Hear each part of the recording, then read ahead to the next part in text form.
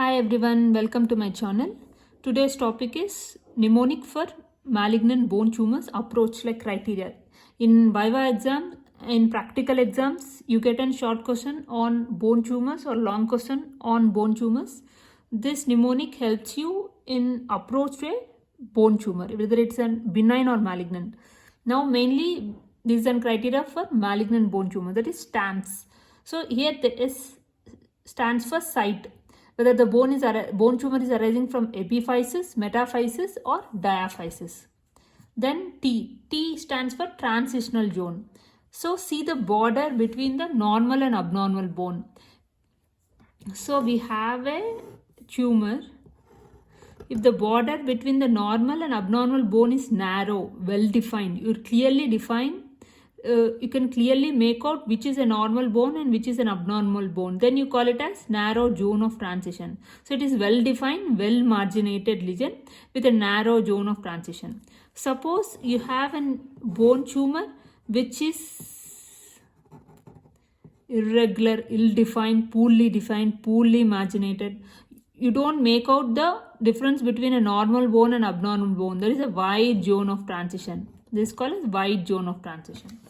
Then coming to A. What A is for age of the patient. Some tumors are more common in young pediatric people. For example, Ewing's. It's more common in pediatric people. Elderly people, we have metastasis, multiple myeloma. They are more common in elderly people. Then we have A, aggressive nature of the lesion. So A, we have age of the patient and aggressive nature of the lesion. Then M for matrix. There are different types of matrix. If it is an osteoid matrix, it is ossified matrix. That is, it appears cloudy. This example is osteosarcoma. If you have a chondrite matrix, how they appear? Punctate, arc and ring-like. Chondrosarcoma, vascular hemangioma, fatty lipomatous tumor, fibrous ground glass-like fibrous dysplasia. So then P stands for periosteal reaction. The periosteal reaction can be unilaminar, linear, multilaminated, solid. Solid for benign tumors. Spiculator if it is perpendicular, hair on end appearance. Divergent, sunburst appearance. Sloping, velvet. Codman's triangle. So benign lesions, mostly they are unilaminar type of periosteal reaction. Multilaminar, that is Ewing sarcoma, onion skin-like.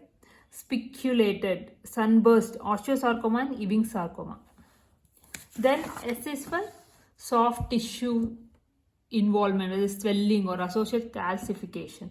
So this is the mnemonic. And other features which we have to see are cortical involvement. Cortex, whether it is cortex, we have whether the cortex is destroyed, whether any tumor within the lesion causing scalloping, that is called endosteal scalloping, or there is any thinning of the bone. Sometimes the lesion may be outside, extracortical. It causes destruction of the cortex from outside. This is a cortical involvement. Then we have pattern of bone destruction. We have geographic type, mouth-eaten type, permeative. If we go like this, the malignancy increases towards the permeative type. Geographic is mainly benign. Mouth-eaten and permeative type of bone destruction go towards malignant. Then we have size. Size also plays an important role. For example, osteoid osteoma, we have a nidus which is less than 1.5 centimeters. Osteoblastoma, we have a nidus which is more than 1.5 centimeters.